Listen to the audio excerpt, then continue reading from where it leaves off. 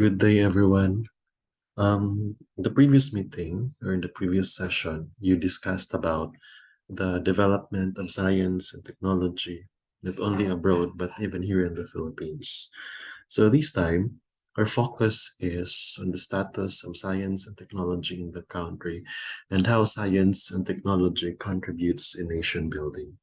So to begin, our objective is to evaluate the profile of science and technology in the country in terms of policy, promotion bodies, output index, and foreign relations.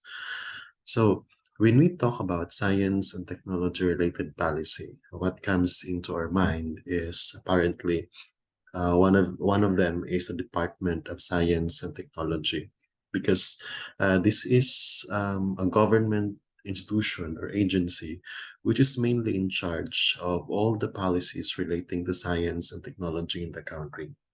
So under the UST, there are 20 organizations, and this organization is consist of two advisory organizations, three council bodies in charge of promoting the policies. We also have seven research and development institutions established according to the fields, and eight organizations that provide science and technology services like the provision of information.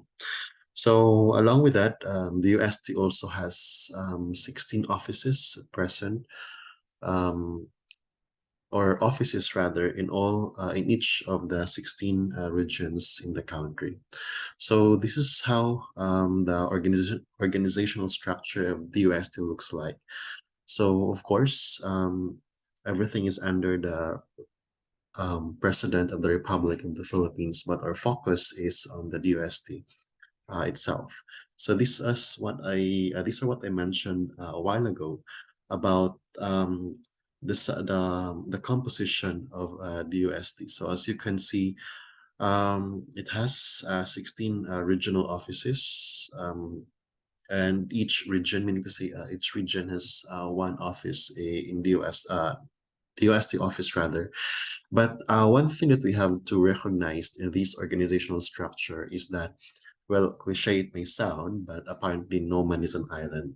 So that's what I'm trying to say here is that um, the UST affiliates to other research institutions or organization, because definitely they don't have the monopoly of experts, or don't have the monopoly of knowledge.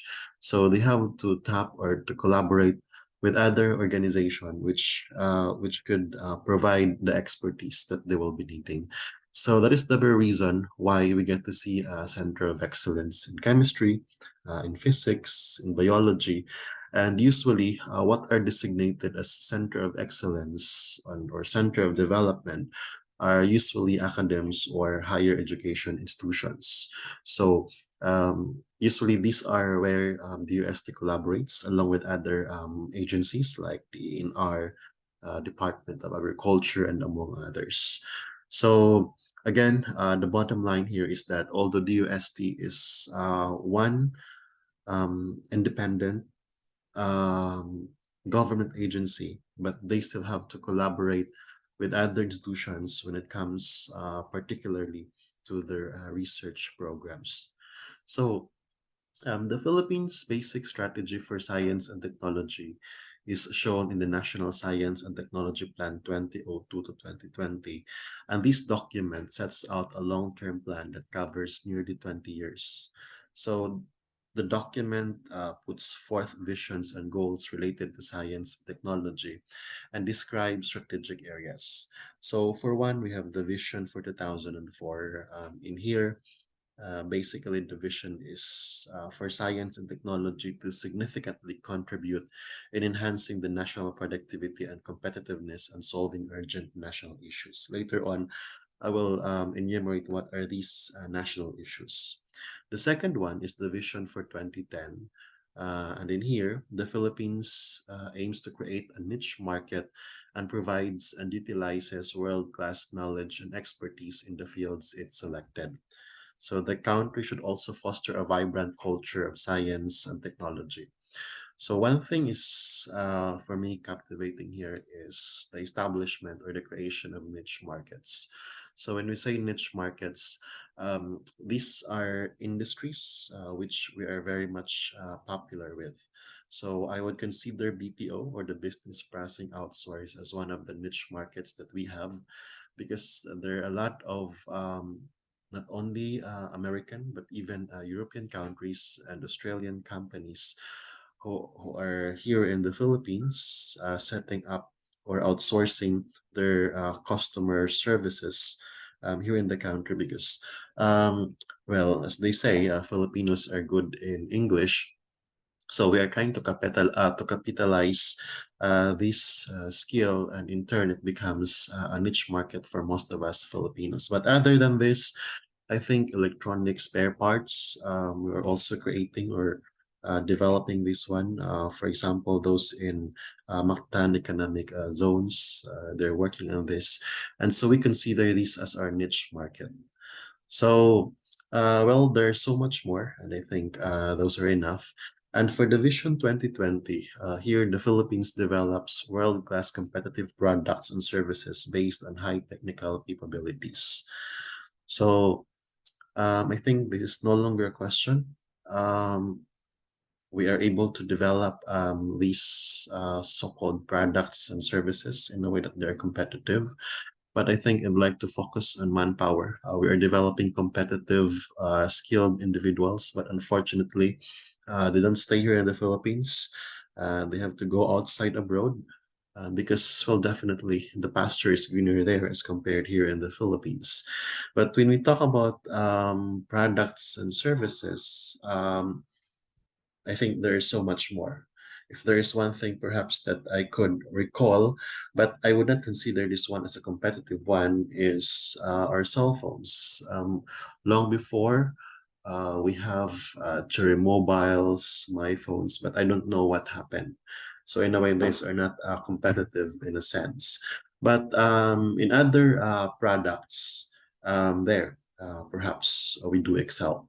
Okay, so but generally, this is the vision of the Philippines for 2020. So these are the strategic areas as to how we are going to actualize those visions, and these are classified into 9 categories. One is to pursue of a niche and formation of clusters, which I mentioned a while ago. The next one is to resolve urgent national issues. So this is what I'm trying to say: poverty, inadequate medical system, increase in population, food, water, energy, housing and employment, low income, productivity, environmental devastation, cyber tourism, and fragile governance. I think these national issues are not just um, prevalent before, but even up to these days, these are still existing.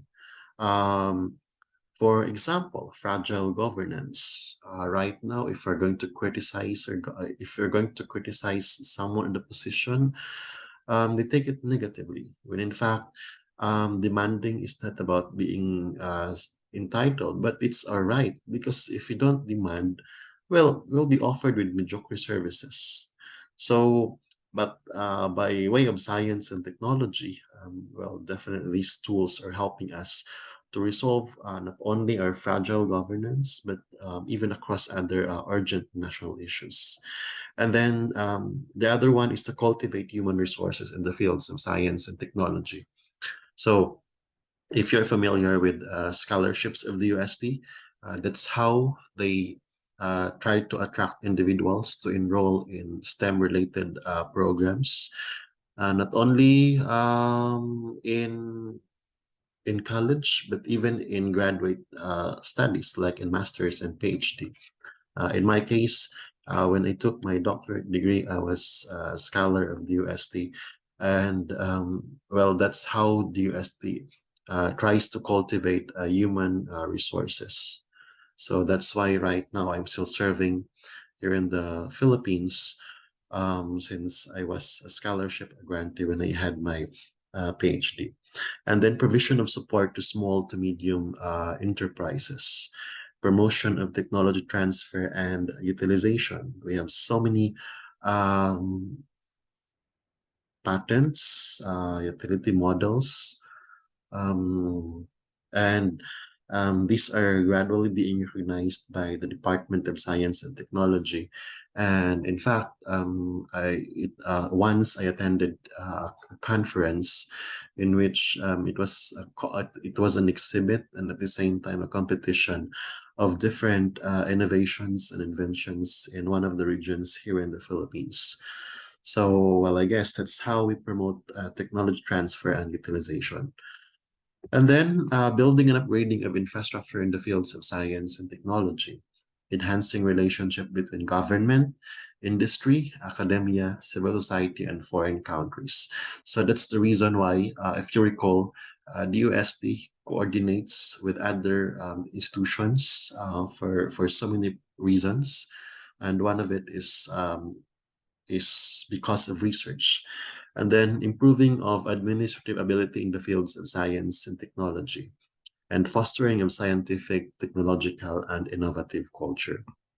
So, um, along with those 9 strategic areas in the National Development Plan 2011 to 2016, it is also stipulated here what are the key strategies that we need to take into account to realize the 3 visions, so which I stated a while ago. One is to widen access to cost-effective and useful technologies in order to enhance innovation capabilities of small to medium companies, providing state-of-the-art equipment and other support to assist local industries in creating innovations. And then utilizing ICT to expand economic opportunities. And I think this is very tangible during the pandemic. Without the mobile applications, the Angkas, the Grab, whatsoever, perhaps during that time, our economy could have been very, very worse. But thanks, because of these ICT tools, that our economy still operated. So in a way, it's still living. Because if it happens that we don't have access to these tools, ICT tools, well, unfortunately, during that time, perhaps it could have been very, very worst, or it could have been worse. And then motivating researchers and engineers to create social and technical innovations. So that's why there are funding agencies. DOST is one, which is motivating researchers and engineers to do groundbreaking researches. And then the website of the UST shows 8 outcomes to be pursued, which represent the detailed contents of results to be expected from the implementation of the previously cited strategies. So if you have the visions, those I mentioned a while ago are key strategies as to how we are going to realize or actualize the visions. And well, visions are very generic, so it has to be defined what are we really expecting out from these visions. And that's the reason why DOST explicitly identified what are these outcomes under the visions. So one is science-based expertise and tools for achieving world-class productivity in the field of agriculture. So the government is now introducing a lot of modern farming tools or strategies for us to keep up, or for us to produce the required, or the volume of rice and other staple foods that we need over the year. So yeah, in farming, the farming techniques are now based on empirical evidences. But unfortunately, the problem as well here in the Philippines is that most farmers do have some reservations whether um, they're going to accept these innovations in farming. And then revolutionary, cost-effective, and appropriate technologies for small to medium companies to develop and produce world-class competitive products. So there are also some enterprises, which I don't know if you're able to observe one, but there are actually some enterprises which is being supported by DOST, particularly um, in developing their products. Okay, so well, for one, they may give financial support, technical support by way of training, or perhaps they give machines provided that particular enterprise needs. So um, another one is a of the art facilities and equipment for achieving a world-class competitive edge while improving values chains of domestic industries. And the Philippines is a world leader in the field of IT. Also, another specific outcome is transforming government based on ICT in a manner that widens access to government services in non-urban areas. So if before internet is only concentrated in the metropolitan. So right now, it has reached even the mountainous areas of the country. So, well, perhaps it may not all, but some non-urban areas are actually already reached by this internet connection. Then improving medical care and QOL by scientific and technical innovation and fostering highly capable and world competitive human resources in the fields of science and technology through the national science and technology programs, and then providing science-based weather and climate information along with the impact assessment results. So these are the specific outcomes which we expect, provided that we are able to actualize all those visions and provided that our key strategies are deemed effective.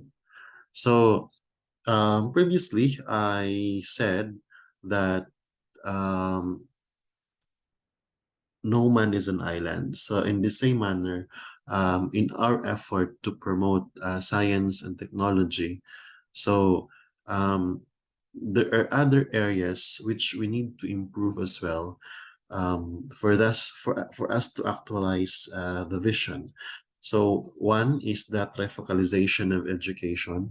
So if you notice when you were still in basic education, so you were learning about science and technology, and right now that you are already in college or in university, you're still learning the same. So what you learned before is actually a continuation of what you are learning right now. And not only that, even the Commission on Higher Education or curriculum is aligned, responsive, or patterned to TESDA. So likewise, the curriculum of TESDA is patterned with DepEd, particularly if you talk about science and technology here. So you may see this one as a very generic, I would say, generic effort. But I think this is one thing that we have to recognize, that the trifocalization of education in terms of their curriculum offering, particularly in science and technology, is actually one of the key efforts or strategies to promote science and technology. So um, the Commission on Higher Education, being one of the organization that we expect to develop further science and technology, has the following measures that they are taking or they took. So one is to enhance the quality of higher education. That includes promotion of education based on international standards and securing of international competitiveness of former students. That's why we need to be grateful with the presence of K-12 because well, we hear the stories that doctors in the Philippines, when they go abroad, they don't actually practice their profession abroad because for one reason they're not being recognized. So in other words, the degree program they finished may not be recognized to the country where they are, where they intend to abroad. So one reason is that we need to have, we have this K to 12 for us to be at par with the educational standards, not only among with the steps of some ASEAN countries, but across the world, and then provide opportunities to access higher education to everyone who wishes to receive higher education. So again, this may sound very generic, but I think in the context of science and technology, this is way, way important because we know so well that programs related to STEM are very expensive. So if we provide opportunities to access higher education, particularly in these fields of, or in these disciplines, so we expect that somehow this will help science and technology because where do we get the working force in science and technology if ever there will be no graduates in these disciplines? And then protecting academic freedom firmly, making commitment to improving morals to eradicate corruption. And then you also see, this is what I'm saying a while ago about the intensive support provided, for example, designating organizations as center of excellence and center of development. So in St. Carlos, for example, most of their sciences like biology, chemistry, and physics are receiving, if not one, perhaps both, center of excellence and center of development. In other words, these institutions are institutions where we do some groundbreaking researches. So now that we already have an idea about what are the strategies to improve science and technology in the country and what outcomes we expect. So now we go to what are the promotion bodies of science and technology in the country. So the first one is definitely the institutions affiliated with Department of Science and Technology. So these include the ASTI, which gives priority to ICT, microelectronics, and biotechnologies researches. Meaning to say, if you have research about this one or from any of these topics, so you may ask the UST or you may propose to the UST and ask for funding. So provided that your proposal meets with their standard, so you would expect that you will have a project funded by this organization.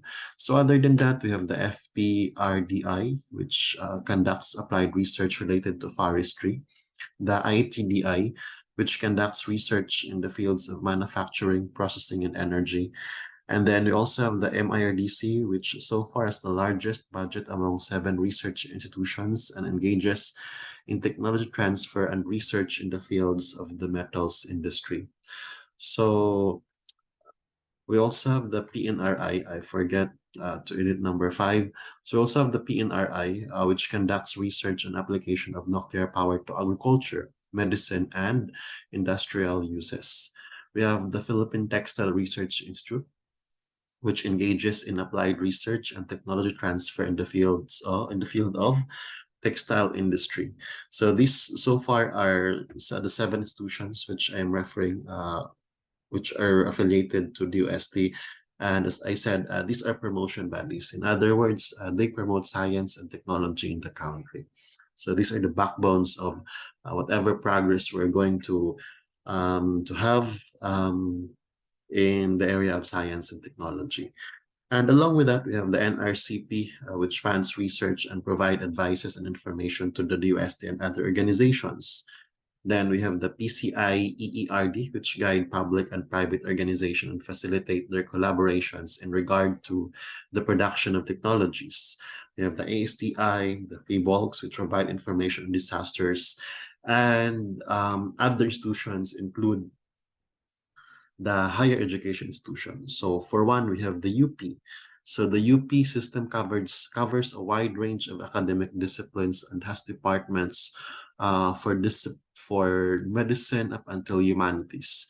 So the UP system has the Open University that offers correspondence courses, and their way and their education policy consists of the following: so ensuring fair access and gathering the most excellent students in the Philippines, modernizing teaching methods, developing a quality assurance system, devoting energy into internationalization, and devoting energy into sports activities. So these policies may sound or may appear to you very generic, but in a way, they are actually helping how to improve science and technology in the country. And I think let's just go back to the academic offerings that they have.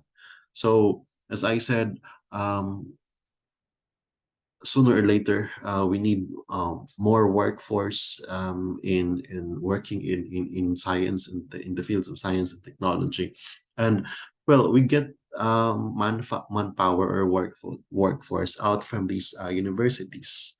So um, that's why, in a way, they're actually helping. And also, the research policy of this university consists of the following: increasing the percentage of graduate students, increasing the percentage of teaching staff with doctoral degree, expanding the production of intellectual property rights, optimizing research programs, and promoting interdisciplinary research and international cooperation. So, so much for the promotion bodies. Again, the role of promotion bodies is just that they help promote science and technology here in the Philippines. So now we go to the input index and later on the output index. So in layman's term, we identify input index as capital. So meaning to say, these are the capitals that we do. And since we put something, so we expect to earn something. So what are the capitals that we input in the disciplines of science and technology? So of course, for one, we need money. So in the Philippines, however, we only allocate 340 million US dollars, or accounted for 0.11% of our GDP in 2007. And that amount puts us to the fifth or sixth place in the ASEAN. So, well, that's sad. And then we also have research and development expenditure by sectors. So, not only the government, but even other sectors puts capital in research for particularly for product innovation. So in a way, that's still an effort to improving science and technology. And then we also have a number of researchers. So what I'm saying here is that if we have a good number of researchers, so we expect that there will be a lot of research publications that we have. And one way to identify how competitive a country is with regard to its research publication. So um, in 2007, however, so in every 1,000 labor force, there is only 0.32 researcher, but there is no 0.32 person. So if we have to put this in ratio, so one person would mean he or she or one researcher will be serving at most 3,300 labor force. So I don't know if that one single person could have an impact to all those 3,400 individuals or labor force. And then we go now to the output index. So if you have the capital, as I said, we expect to earn something. So taking into account all those input indices, so what do we see here right now is one of the output indices. So for one is the number of science research papers that we have. In the same year, in 2007, we only produced 7,354. And unfortunately, we actually lag behind Malaysia, Singapore, Thailand, Indonesia, and Vietnam. Well, we don't take into account Japan because Japan is not part of Southeast Asian country, but we're putting Japan as a reference. But yeah, as we can see, we're actually lagging behind. So, well, what do we expect? We don't put a lot of money. There's small number of researchers. So we would really expect that we would have less publication as compared to our neighboring countries. So our effort in science and technology also reflects in university ranking. So in the year 2014, we actually ranked at 367. But just recently, 2021, so we now rank 396. So we actually go down. So that we are referring about the University of the Philippines. So, well, that's unfortunate. And it goes to say that we are not receiving, as an academic institution, we're not receiving enough support from our government. And then also the number of patents. So as I kept on saying this one about innovations, UMs, and patents. So these are also considered as output index, meaning to say we get to see how much effort we exert with the number of patents we produce. And in 2005 to 2009, the number of patent applications was approximately 3,000 to 3,500, and the number of registration was approximately 800 to 1,700. So we have to note that for a majority of the applications and registrations, so foreign parties play the main role. So on the other hand, the number of applications for UM remained at approximately 500 annually, and for a majority of the applications, domestic parties played a main role. So aside from that, we consider foreign relations as one of the output indices. So if we have enough support in the fields of science and technology in the country, so you would expect or will be able to attract international authors to collaborate with us, because it has to work symbiotically. We cannot just collaborate with international authors if we can't offer something in return. So it should be 50-50. It should be a win-win relation.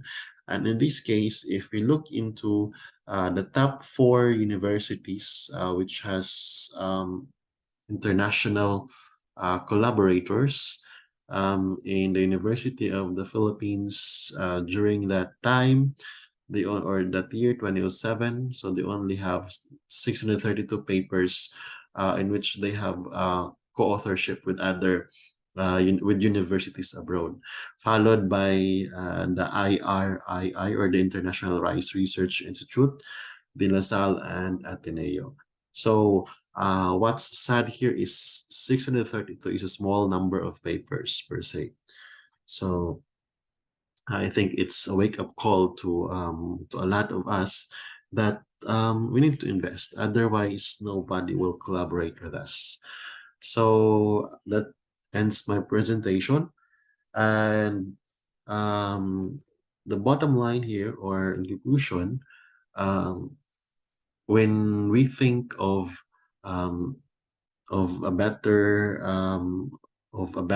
output, so we need to invest so much, particularly on expenditure, on technical support, and among other important indices. Otherwise, the profile or the state of science and technology in the country would remain as we were before if we don't give extreme or we don't give enough support to the researchers, to the scientists, to the academic institutions, the UST, and among other promotion bodies responsible to to promoting science and technological advances here in the country. So have a good day, everyone, and that will be all.